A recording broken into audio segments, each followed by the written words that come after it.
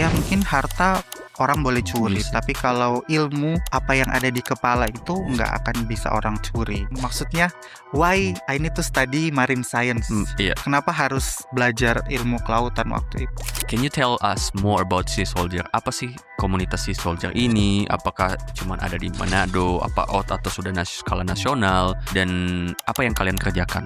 Makanya kurasa si Soldier hadir untuk makin menurun dong. Kayak ya Bunaken udah kotor, ya udahlah. Gimana sih bisa dapat kesempatan yang Bro Levi bisa dapat juga? Kalau start Kak ya. Sebelum teman-teman mau lanjut bawa ini podcast, orang baku kenal dulu. Kenalkan, kita punya Mario Pakila, anak muda Manado yang saat ini bekerja di Australia. The Impact Journey Podcast adalah bagian dari Impact Community. Tujuan orang bikin ini podcast yaitu mencari narasumber dan orang-orang yang ahli di bidangnya untuk dorang bisa berbagi dorang pengalaman hidup dan juga berbagi dorang keahlian.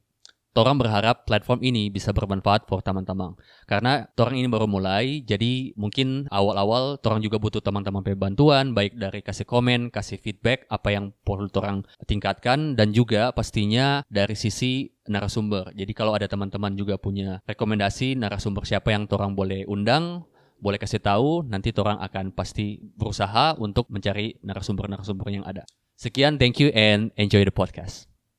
Welcome back to the Impact Journey Podcast. Kali ini aku kedatangan tamu yang spesial banget karena menurut aku ini adalah anak muda yang bisa naik kelas bukan karena hoki, tapi karena disiplin, arah hidup, dan dia juga konsisten. Nah, yang paling menarik itu, yang aku suka itu karena dia mengambil bidang yang nggak banyak anak muda mau tekuni, yaitu di bidang laut, konservasi, dan juga edukasi ya. Nah, satu lagi, dia jalanin ini bukan sekedar ya dia belajar saja, tapi dia keluar. Ya, dia keluar ke komunitas, dia juga membangun pengaruhnya di daerah lokal.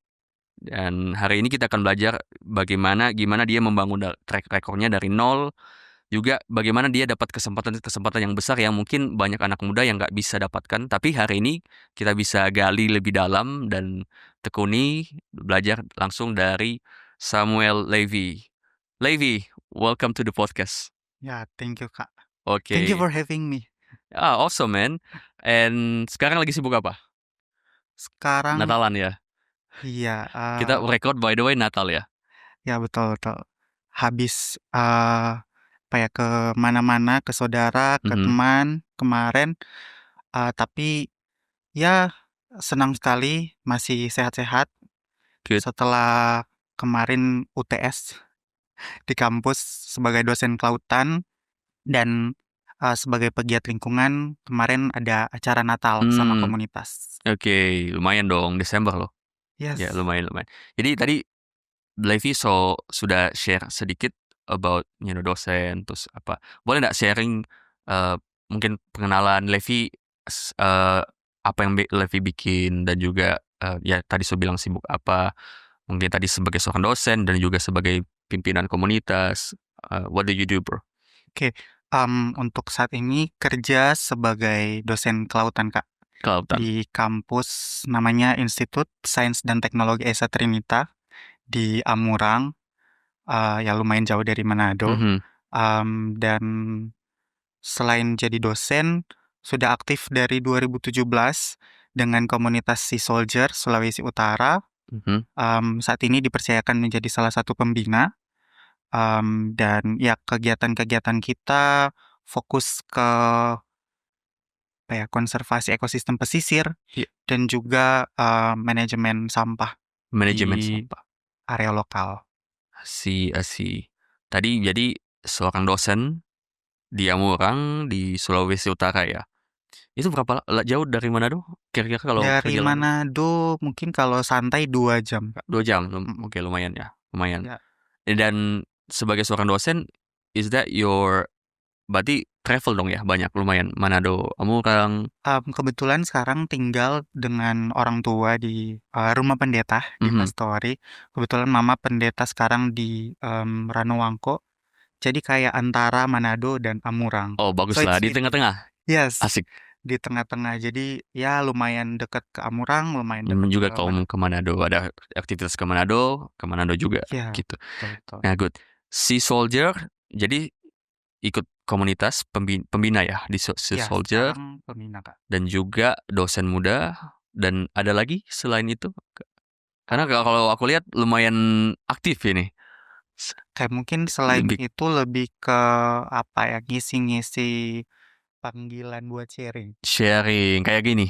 Iya, Asik. jadi terakhir kemarin ada pelatihan kepemimpinan Mhm. di IAIN, Oke. lumayan dekat dari sini, sharing tentang green leadership. Green leadership. Yap. Oke. Apa itu green leadership? Apa ya, sebagai seorang pemimpin kita tuh punya inisiatif buat do something buat lingkungan gitu loh, Kak. Hmm, Jadi asas keberlanjutan itu ada di diri kita sebagai pemimpin. oke. Itu yang kemarin aku share. Yes, dan itu lebih akan mengarah ke pasti lingkungan apa?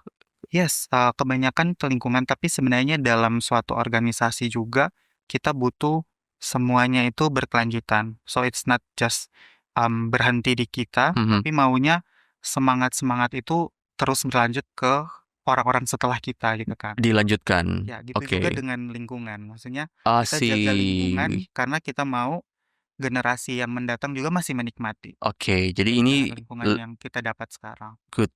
Green leadership itu lebih banyak sustainability ya, Yep, keberlanjutan. sustainability. Oke, jadi baik dari pembelajaran dan juga ke lingkungan gitu ya. Ya, karena kalau mau dibilang kita memimpin, Kak, sekarang setiap keputusan yang kita ambil itu sebenarnya berdampak ke lingkungan kan. Oke. Jadi bagaimana seorang pemimpin memikirkan, oh keputusan-keputusan yang tidak akan berdampak buruk untuk lingkungan. Hmm, Maksudnya kalau bikin event, kita bisa bikin less waste event, ataupun right. kalau mau ada kegiatan-kegiatan yang seremonial, bisa bikin kegiatan yang berdampak baik ke lingkungan. Oke. Mau clean up kah, atau mau seminar tentang lingkungan. Oke. Jadi itu kemarin yang diriku banyak share ke teman-teman di sana. Good, good. Jadi ke sharing tentang lingkungan dan juga pastinya sebagai seorang dosen. Ya. Gitu. Sudah berapa lama jadi dosen? Jadi dosen daftar itu ke akhir 2021 sebenarnya. 2021. Akhir 2021 itu dipanggil Mhm. ke kampus, terus 2022 awal dilantik sebagai koordinator program studi. Koordinator Jadi program studi. ya, Wow. jadi menjadi kaprodi itu umur 23 tahun. Prodi at Kaprodi jadi kepala ketua prodi koordinator program studi kelautan di Istek Esa Trinita saat umur 23. 23 tahun. I think apa ya, mau dibilang mungkin paling muda se-Indonesia, tapi nggak tahu ya. Iya, At that kita time, karena yang viral-viral kemarin lihatnya 24 tahun jadi kaprodi. So, mhm. I guess One of the youngest ya one in of the in youngest, in I can Indonesia. say, yeah, Yes, wow, at that that's time. awesome. 23 tahun. Hmm. Wow, that's cool. Nah, before terlalu jauh dulu, 23 tahun.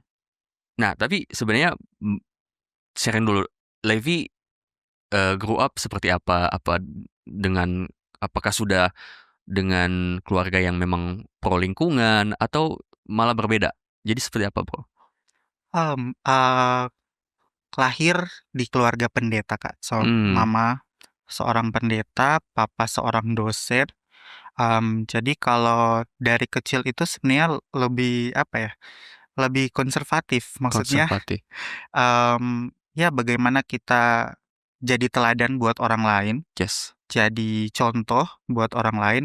Jadi dari kecil bisa dibilang ya yang dilakukan itu hal-hal baik Mhm. dan kita melihat apa ya, menjadi seorang pegiat lingkungan, it's a good example buat orang-orang di sekitar Buat juga. orang-orang di sekitar. Mhm. Jadi dari sisi orang tua juga pengaruh untuk ngebentuk Levis. Iya, sebenarnya yang dari awal itu lebih ke pendidikan sih, Kak. Pendidikan. Mereka sangat-sangat aware bahwa pendidikan itu penting. Mhm.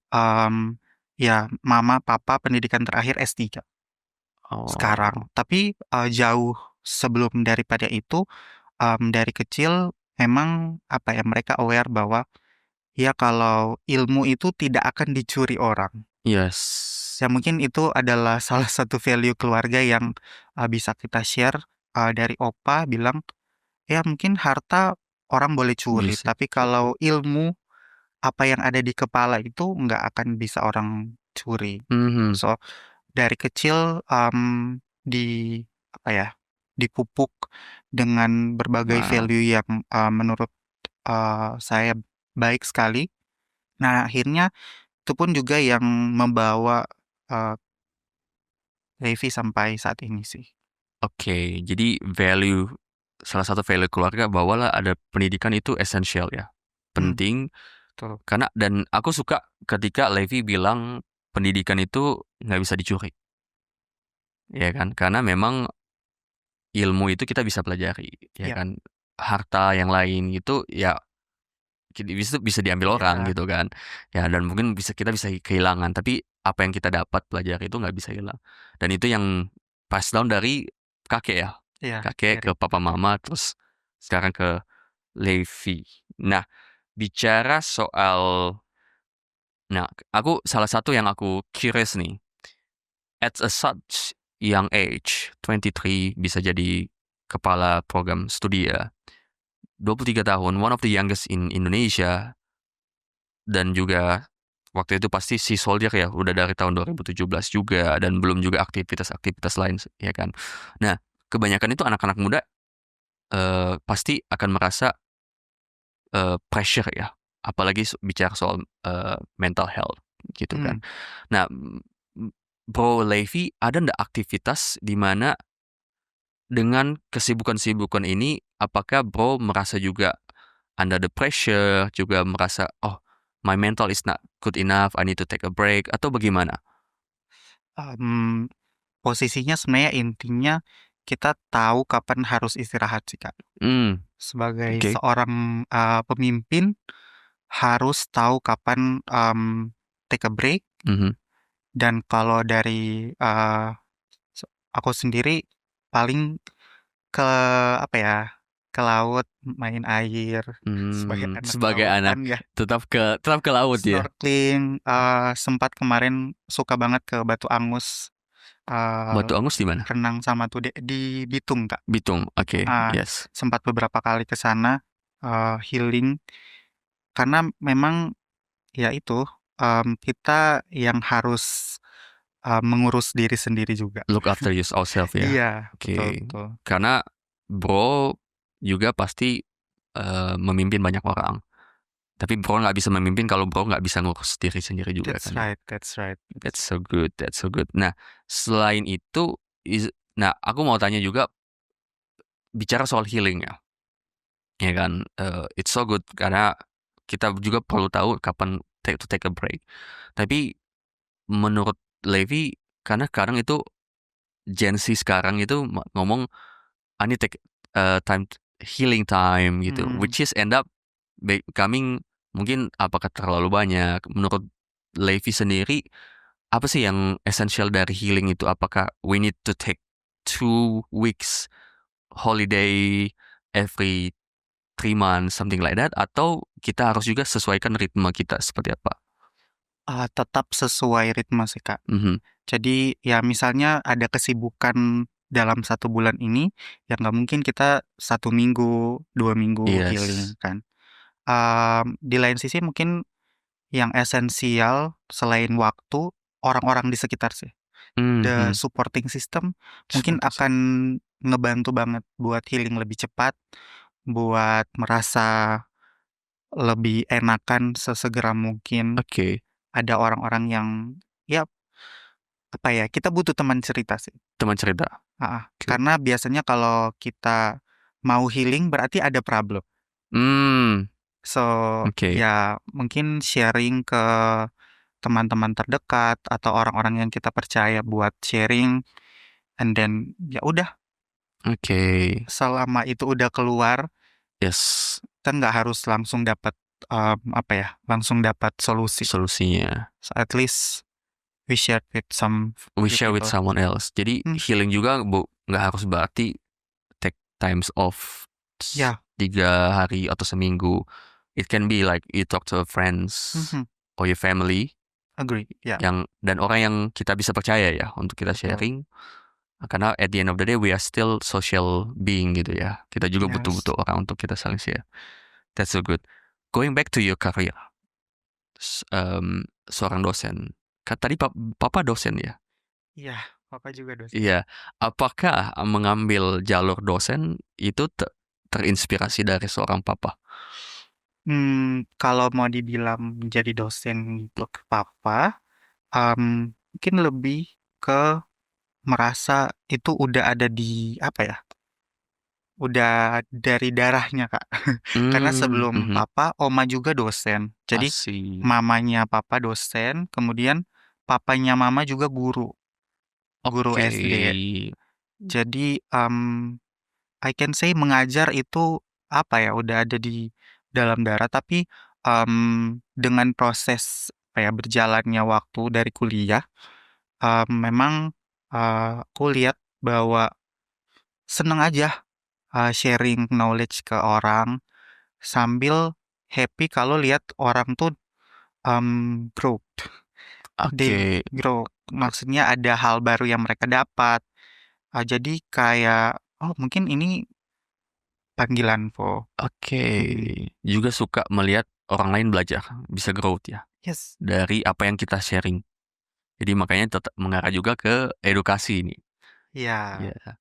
Speaking of your bidang ya, kelautan. Nah, kenapa kelautan? Apakah dari kecil juga memang suka ke laut atau seperti apa? Wujudnya sampai umur 10 tahun, mama bilang itu cita-cita jadi pendeta.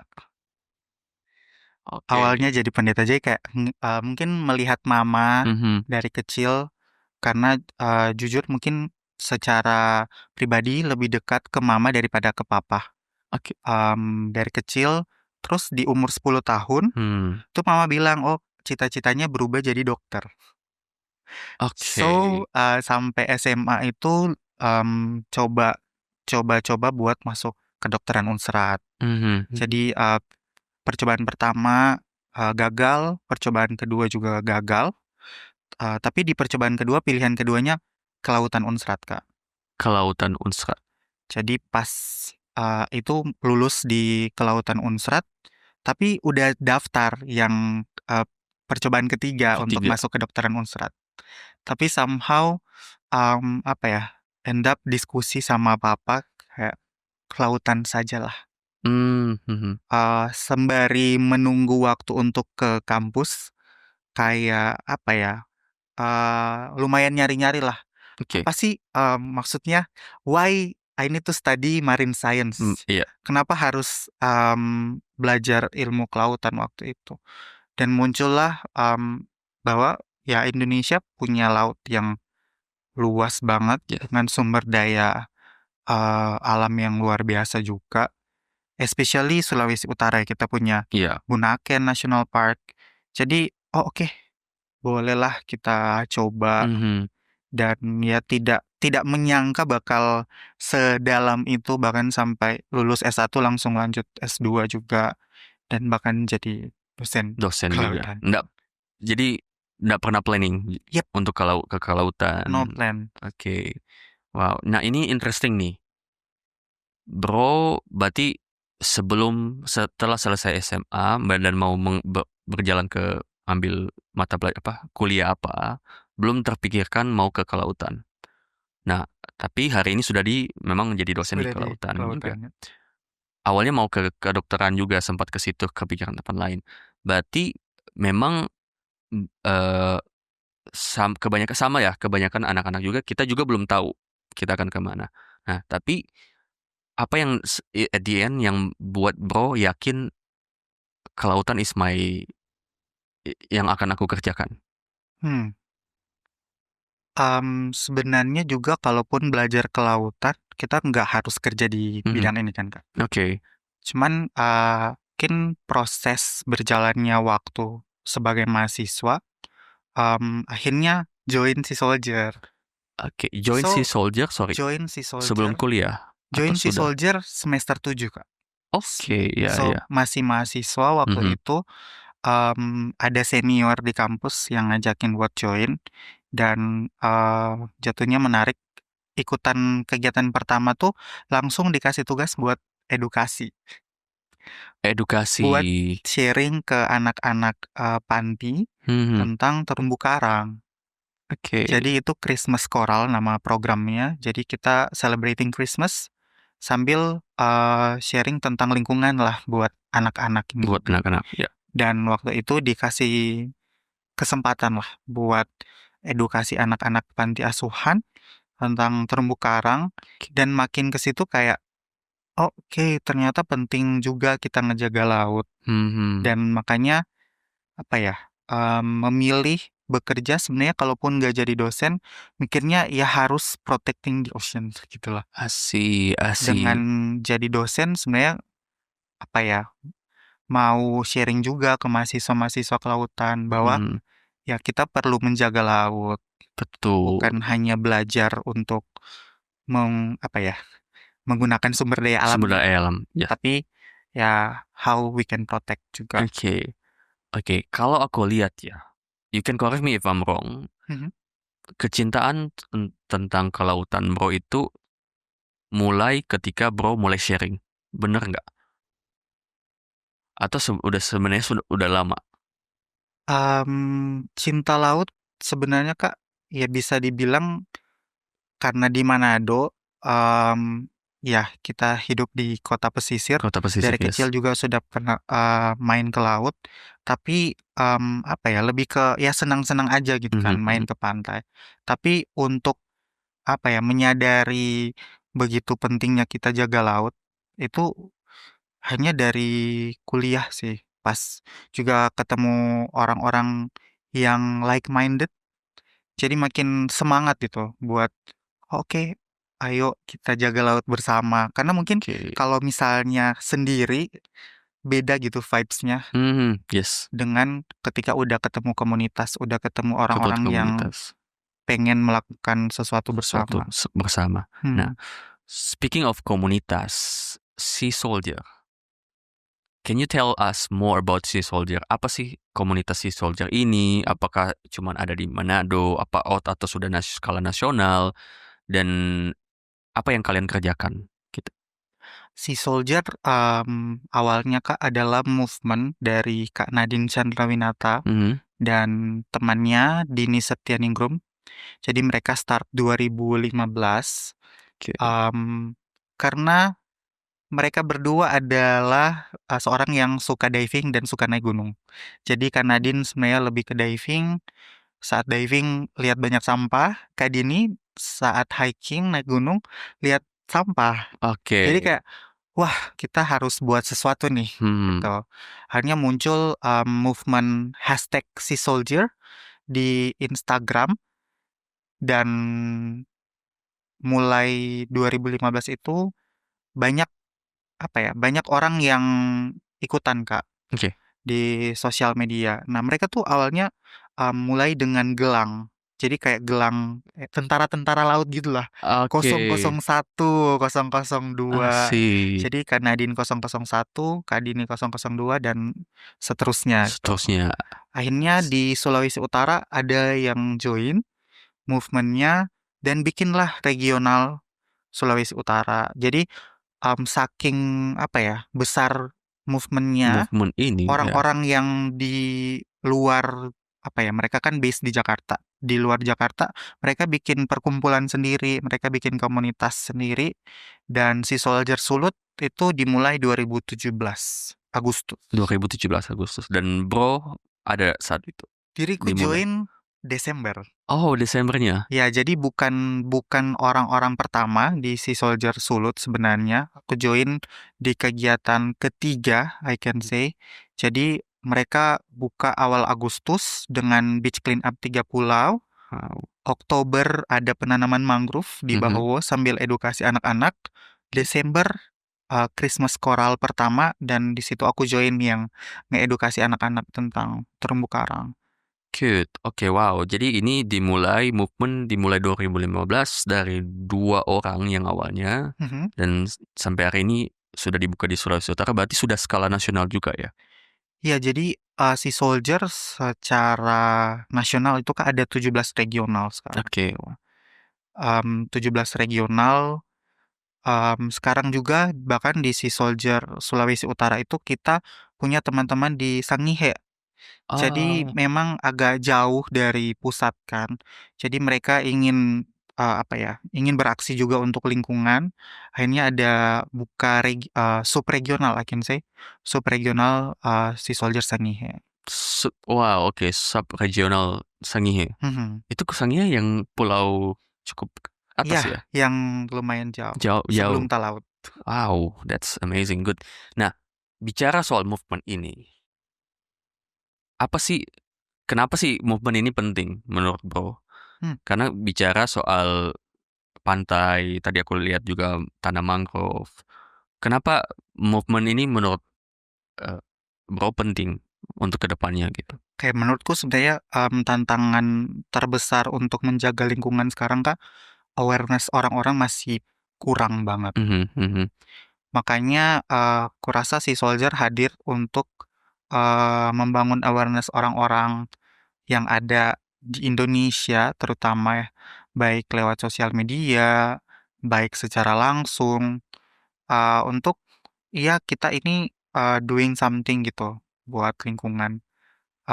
Dan harapannya lewat aksi-aksi yang kita lakukan mereka tergerak buat join Join juga, juga. buat ikut. Walaupun mungkin, awalnya, oh panas-panasan lah, Mhm. bersih-bersih pantai, atau kotor-kotoran, tapi akhirnya, orang-orang tuh melihat langsung, contoh nyata gitu ya, Yes. real real action Yap. yang, oh ternyata memang kita juga harus bergerak. Karena ya satu 2 orang bergerak akan lebih punya dampak, besar kalau semakin banyak Semakin orang juga yang yang ikut ikutan gitu terlibat, kan. betul ya kan. Mhm. Karena aku kemarin mengikuti salah satu pameran di Kementerian Lingkungan Hidup Mhm. dan aku ketemu beberapa komunitas-komunitas juga, Oke. kayak clean up community di Jakarta dan mereka juga sudah mulai buka ya beberapa regional seperti kayak, Sea Sea Soldier, Soldier, ya. nah gitu. Dan bicara soal itu, kita tahu itu penting. Kita coba lihat konsekuensinya nih. Mhm. Kenapa sih kalau misalnya orang nggak, especially di Indonesia ya, nggak aware about permasalahan mungkin lingkungan, sampah, ya kan? Mungkin kita specifically ke laut dulu ya, memang karena bidangnya Bro.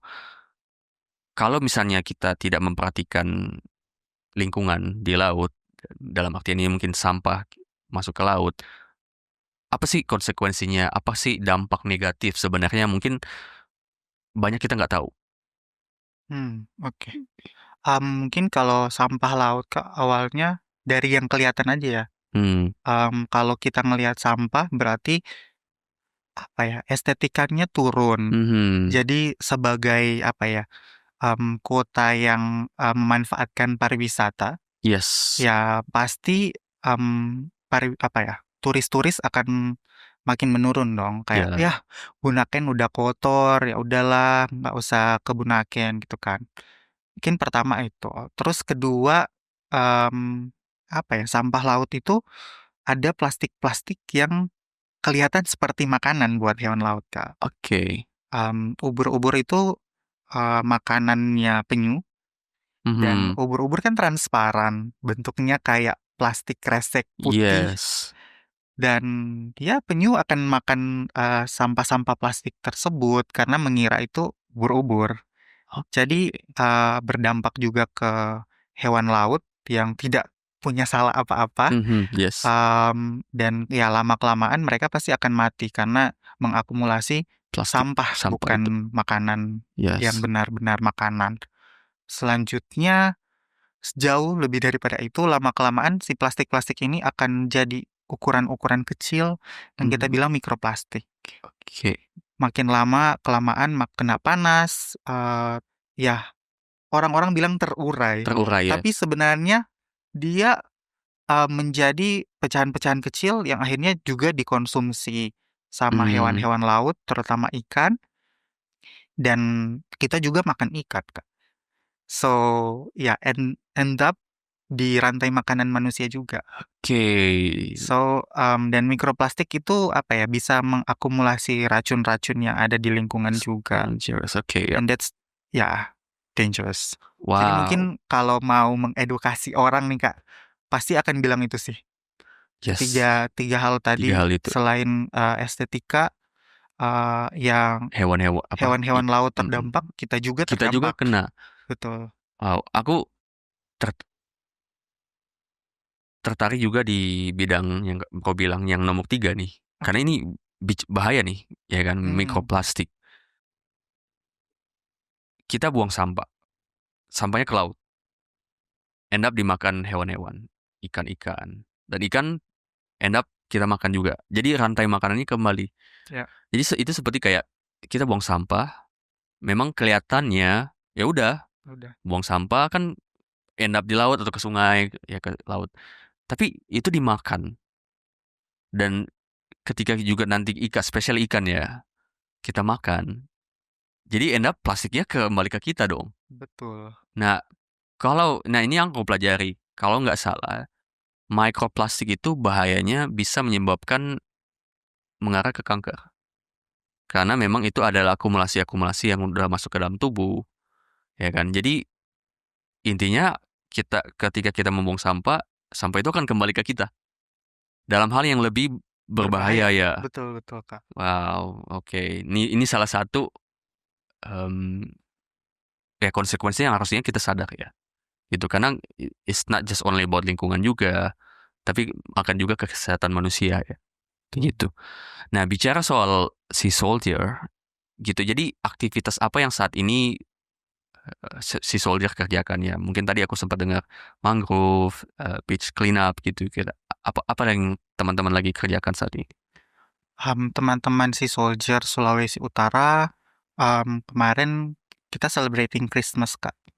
Tapi bukan hanya ibadah Natal gitu, tapi kita juga edukasi ke anak-anak mengenai pentingnya menjaga mangrove, karena jatuhnya jadi kegiatannya di Wuri, Dermaga Wuri Minahasa Utara, dan di situ dermaganya penuh dengan mangrove.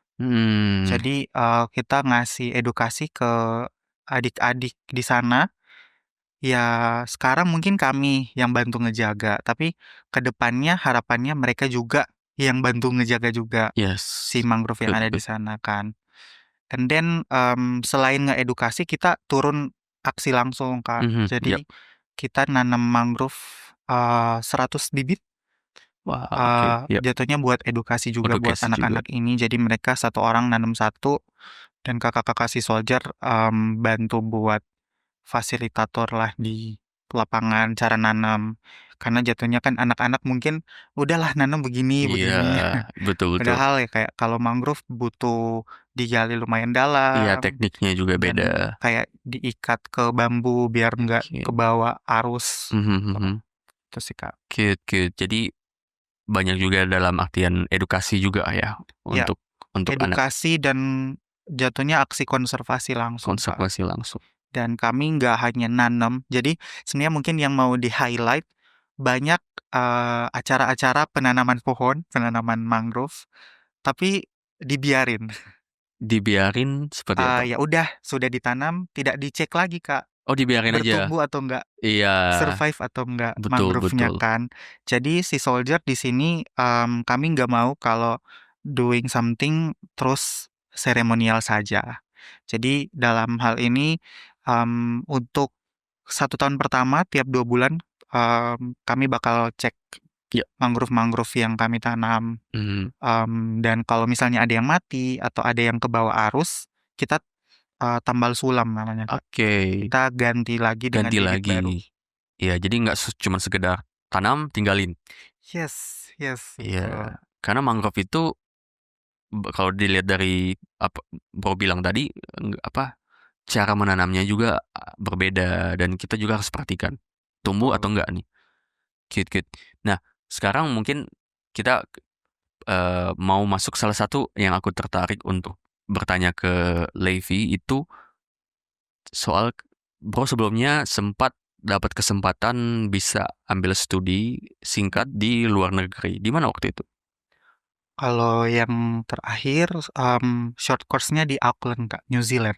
Terakhir. Ya, di selain itu ada juga.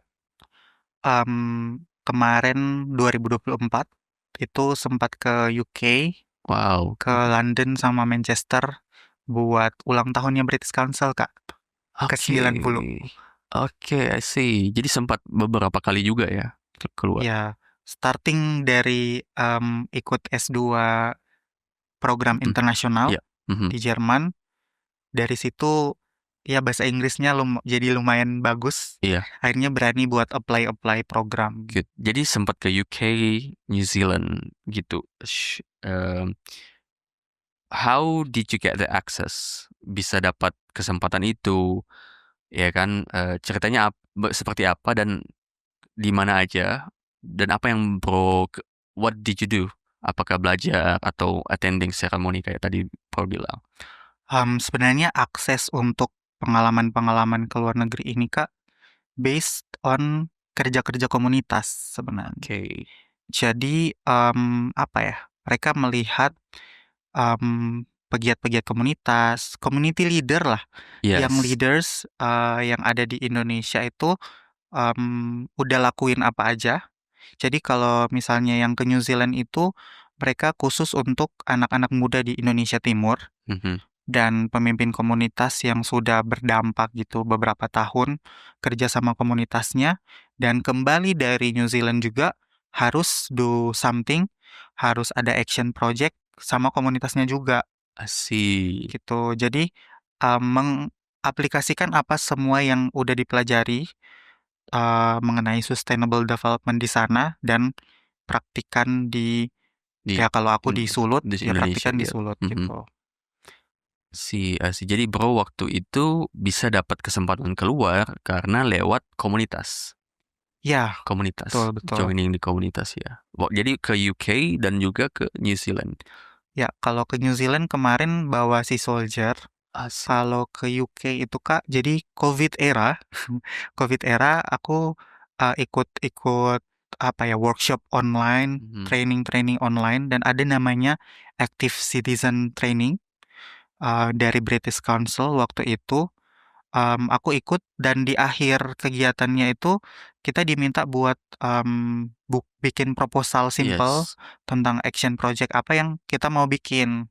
Nah, Oke. aku waktu itu bikin namanya Maritime Hero, program edukasi buat anak-anak pesisir karena kayak gitu loh. Mereka yang ada di pesisir, mereka yang akan ngejaga pesisir itu ke depannya kan. Oke. Jadi ya kalau mereka nggak dikasih edukasi, gimana mereka mau bergerak? Mhm.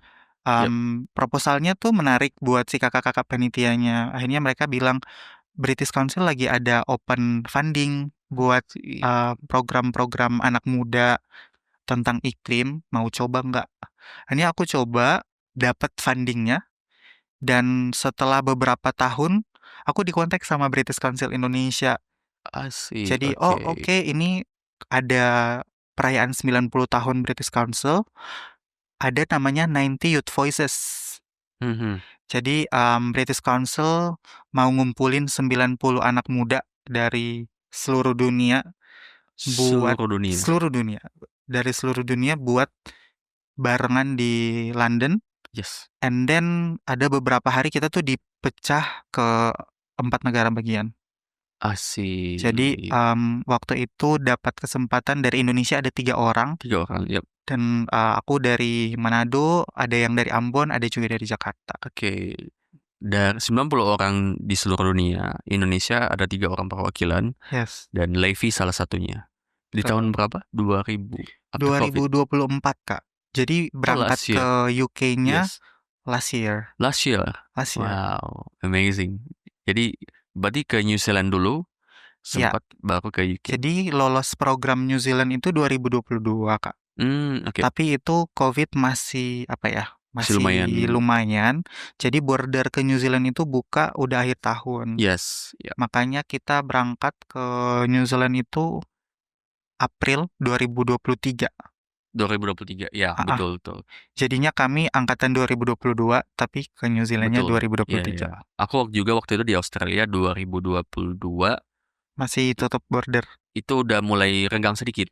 Oh, oke. Tapi memang Australia one of the strictest ya, yang paling strict untuk dalam artian bordernya. Ya. Ya, waktu itu karena aku ingat aku sempat dari Australia COVID, and I came to Indonesia 2022 akhir kayak itu baru mulai renggang gitu kan. Tapi tetap masih juga prosedurnya juga. Iya, Jadi waktu prosedurnya itu ketat. 2023 ya ke New Zealand. Nah, dari sini apa yang bisa Bro sharing untuk teman-teman nih yang mau belajar bisa dapat kesempatan keluar? Dalam artian ya mungkin short course kayak tadi atau even short workshop, short trip. Karena aku lihat ada banyak hal yang Bro bisa dapat. Tapi mungkin kita fokus dulu gimana sih bisa dapat kesempatan yang Bro Levi bisa dapat juga. Oke, kalau start Kak, ya berkomunitas. Aktif ya, Karena ya harus ikut. dalam hal ini kesempatan-kesempatan tadi datang karena diriku aktif berkomunitas intinya. Join Sea Soldier, kemarin yang ke UK itu karena aku start Maritim Muda di Manado dan akhirnya bahkan dapat kesempatan buat ngelit Maritim Muda Sulut waktu itu. Tapi jatuhnya sekarang sudah kurang aktif. Aku waktu itu regenerasi, ngasih tongkat estafet ke orang lain selanjutnya, tapi setelah itu ternyata apa ya, kurang Kurang jalan. aktif jatuhnya, Kurang kurang aktif, jalan. oke. Makanya sekarang sebenarnya lebih banyak dengan Sea Soldier, mmm, selain berkomunitas, bahasa Inggris sih, Kak. English skill itu maksudnya kalau mau dapat kesempatan ke luar negeri, nggak mungkin kalau tidak berbahasa Bahasa Inggris Inggris. kan. Jadi pasti, walaupun tidak harus yang sangat-sangat fasih sih Pasif fluent sebenarnya. ya. At least kita mengerti apa yang mereka sampaikan dan kita bisa menyampaikan pendapat, itu sudah mantap banget sih. Karena sebenarnya kayak program yang, ke New Zealand, mereka itu sebenarnya lebih menghargai si kerja komunitasnya dibandingkan English skill-nya. Oke, ya. Tapi at the same time programnya itu full in English. Jadi mau nggak mau kita harus belajar bahasa Inggris dalam waktu yang singkat, at least biar pas nyampe di New Zealand kita nggak kagok, Iya. nggak apa ya, dalam hal ini banyak materi yang kita dapat, tapi malah yang ngerti cuman sedikit.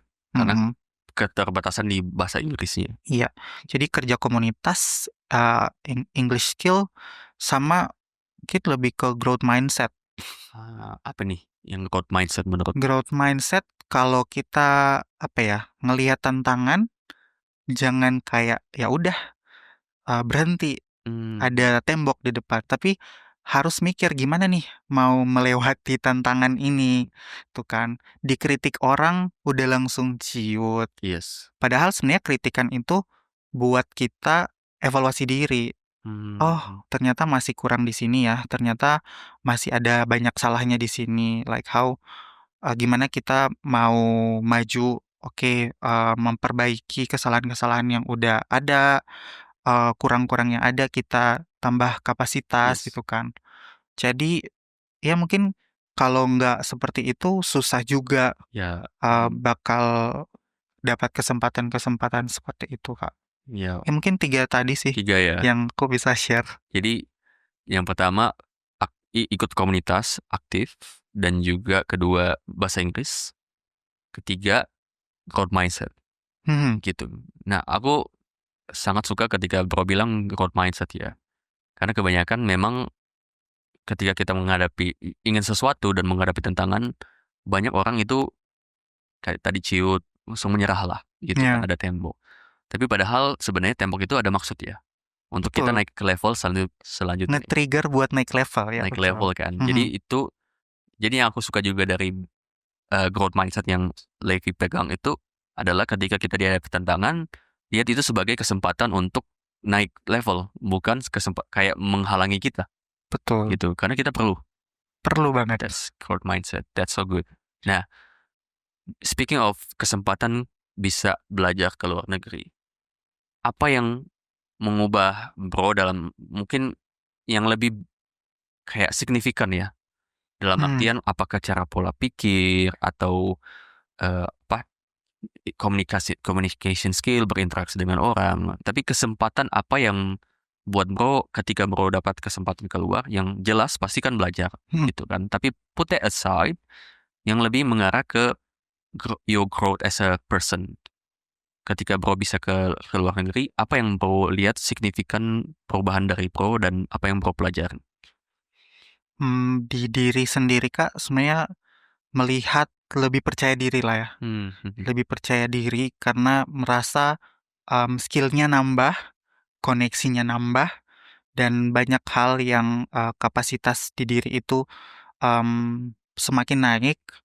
Jadi kepercayaan diri ngikut juga naik. Ya. Dan as a person merasa apa ya, belajar menjadi pemimpin yang lebih mendengar. So apa ya, active listening ini Yes. skill yang cukup apa ya, banyak didapatkan selama keluar negeri. Jadi bagaimana sebagai pemimpin itu kita juga nggak selalu harus didengar. Oke, ya. Dalam hal ini kita juga harus mendengarkan orang lain, input-inputnya mereka gitu kan. Kemudian buat manage project juga semakin apa ya, banyak belajar bahwa kalau mau manage project sesuatu harus memikirkan orang-orang di lokasi project itu mereka maunya apa, Ya. kebutuhannya mereka apa. So it's not about our achievement, harus bikin project gede, harus bikin project segimana mentereng, sebagaimana terkenal, tapi bagaimana dampaknya ke orang-orang yang Yang ada di ada di sana, situ, ya. gitu. Jadi lebih fokus ke impact, lebih fokus ke Dampak yang bisa kita dari project-project yang kita lakukan, dan sambung lagi sama green leadership, gimana ya bikin project ramah lingkungan dan juga dampak ke orang-orang di sana positif. Yuk. Tuh, nggak sekedar bikin project aja Yes. dan habis itu cabut dan tapi apa ya, melihat namanya co-design sih. Kita ngedesain bareng-bareng sama mereka. Jadi mungkin saat ini banyak proyekan kita tuh, oh iya lihat di misalnya di Sindulang banyak sampah gitu kan. Oke, kita bikin clean up. Tapi sebenarnya akar masalahnya apa sih? Yes. Jadi makin makin diasah untuk berpikir kritis dan buat build solutionnya sama stakeholders yang lain, bukan hanya kita aja. Oke. Dan itu dibilang co-design project. Iya, Ya. co-design. Oke, good. Jadi yang Bro dapat pertama itu confident, lebih percaya diri. Kedua soal apa tadi? Project Project management lah. management. Yep. Nah, dari situ kalau aku lihat apa yang mungkin kita bisa lihat ya, apa yang mungkin Bro nggak merasa Bro tidak dapat di Indonesia ketika Bro ada di luar, ya kan? Bicara soal leadership ya, tadi kita bilang active listening. Apakah itu menurut Levi kurang di Indonesia atau seperti apa? Iya, I can say mungkin apa ya, banyak teman-teman pemimpin mungkin lebih banyak mendengarkan orang-orang di sekitar. Ya. Tapi maksudnya hanya yang sejalan dengan pemikirannya. Ya. Jadi orang-orang yang berbeda pendapat nggak didengar gitu, Kak. Oke. Jadi apa ya, mau improve susah karena selalu yang ada di pikirannya itu, oh ini yang aku lakukan udah benar, udah bagus. Betul. Tapi orang-orang yang kasih kritik, orang-orang yang ngasih saran, jatuhnya ya semacam tidak didengarkan lah. Maksudnya mungkin kalau mau bilang didengarkan, pasti didengarkan. Tapi yang nggak diproses kayak masuk telinga kanan, keluar telinga kiri. Yes. Wow. Karena kadang kita juga butuh kembali kritik untuk kita melihat, oh kita butuh dikembangkan apa nih, apa yang kita kurang, gitu Iya. kan. Yes. That's such a good example ya. Nah, speaking of that, aku ada tadi satu pertanyaan yang aku pengen tanya. Oke, menurut Levi, bicara soal bisa dikasih kepercayaan untuk memimpin komunitas, gitu. Apa sih yang anak muda perlu, gitu? Ya kan, faktor apa yang menurut Levi kalau kita mau dikasih kepercayaan yang besar, apa Hmm. yang anak-anak muda perlu? Anak-anak muda perlu apa ya? Berintegritas sih, Kak. Apa ini yang bermaksud integritas Apa yang dibicarakan sesuai dengan apa yang dilakukan. dilakukan? Maksudnya orang melihat konsistensi, Konsistensi. gitu kan. Mhm. Orang tidak bingung jatuhnya. Oh, kenapa dia ngomong A tapi yang dilakukan B? Ya pasti orang-orang nggak akan mempercayakan orang-orang seperti itu sebagai pemimpin. I can say kalau mau jadi pemimpin komunitas harus menjadi contoh yang baik Ya. Mhm. buat teman-temannya, buat fellow-fellow yang ada, Ya. dan ya omongannya bisa dipegang. Dipegang ya, Ya. gitu. Oke. Karena kadang-kadang aku lihat, ya memang jadi seorang pemimpin nggak gampang. Ya kan, dikasih kesempatan juga tidak gampang. Karena kesempatan yang dikasih bukanlah cuman jabatan ya, tapi kita Betul. juga perlu mengerjakan fungsinya. Ya, Ya betul, kan? betul, betul. Sepakat. Jangan cuman mau jadi leader jabatannya, Ya, tapi masuk di CV gitu kan. CV aja, tapi nggak ada yang Tapi dikerjakan juga betul, gitu. betul, betul. Nah, kita bicara soal impact nih. Impact, bicara soal impact. Tadi karena aku udah lihat seperti Bro sudah mulai sharing about green leadership, dan juga tadi ke nanam mangrove gitu kan, mengajarkan edukasi. Dari semua itu, apa yang Bro lihat sebenarnya paling berdampak? Gitu, yang nggak apa-apa kita bicara, Bro ternyata mau bilang, I think green leadership menurut aku lebih berdampak, dan apa sih hasil dari dampak itu yang bisa Bro lihat ya?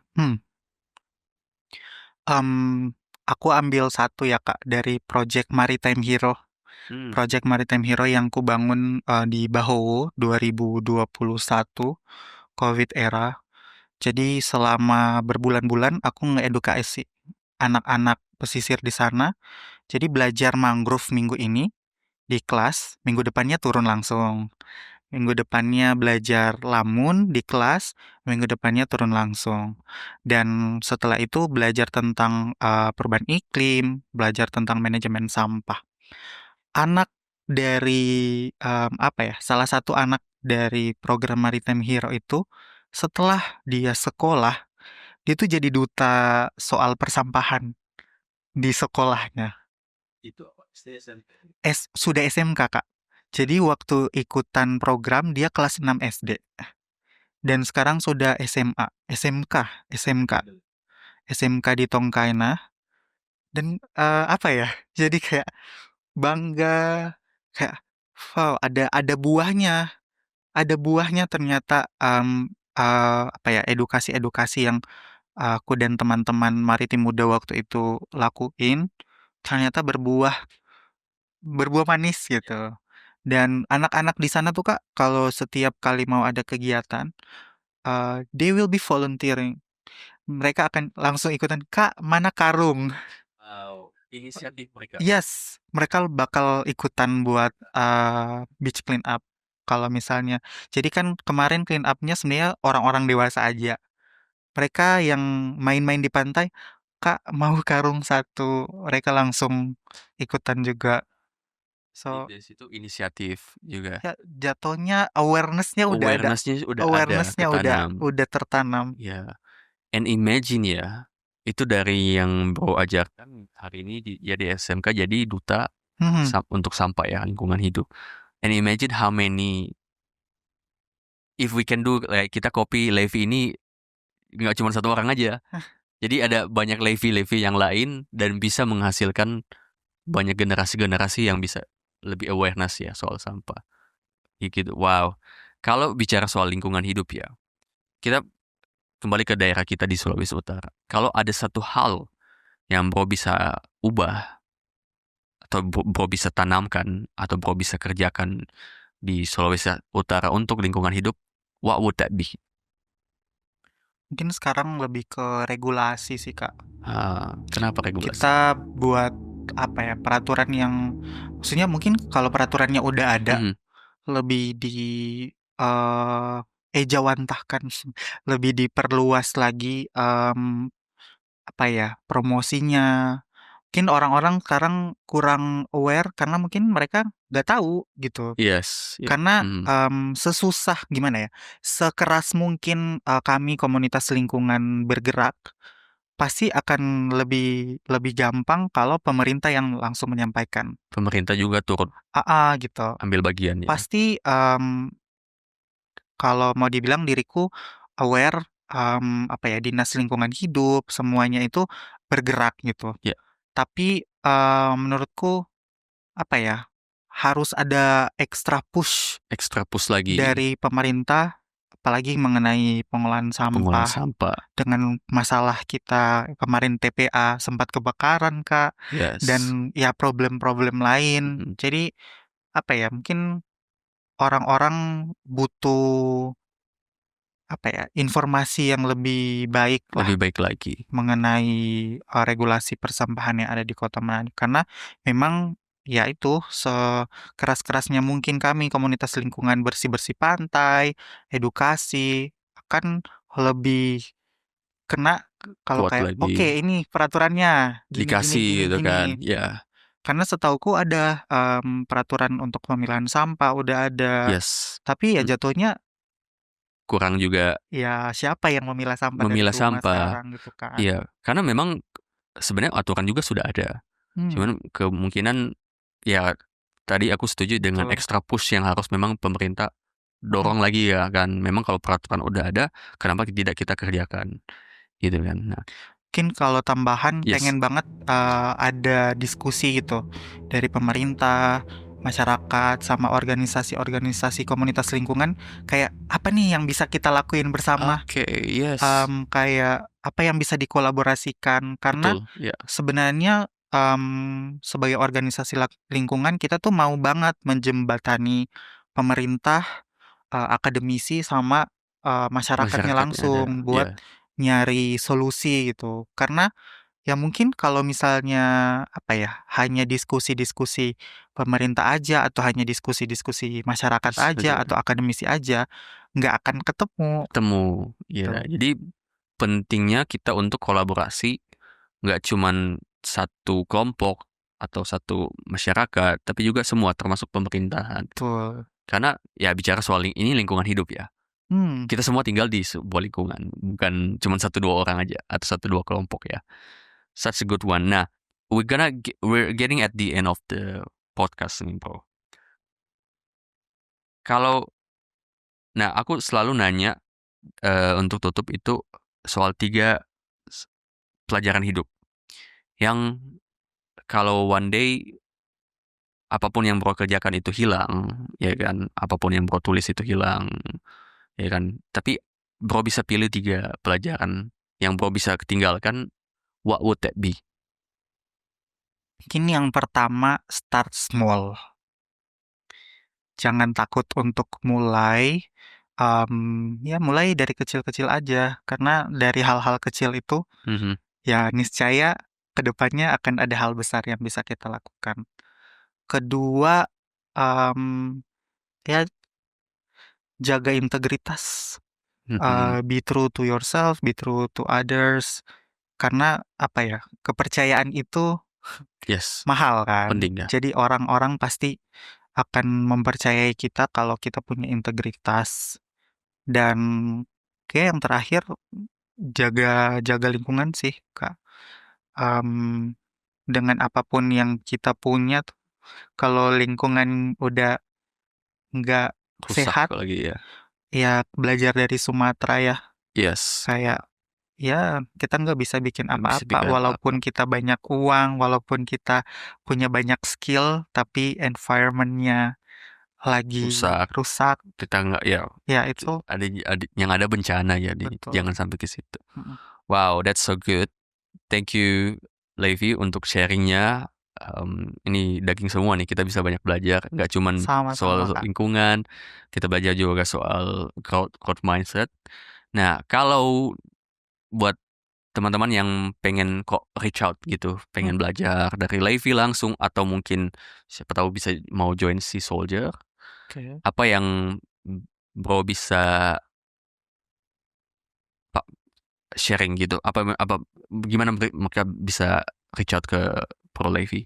Kalau mau reach out diriku secara pribadi boleh ke Instagram aja, Kak. Oke, ke IG langsung. Ke IG @Samuel Lieven, L-nya 1. Oke, nanti kita taruh di Iya. podcastnya.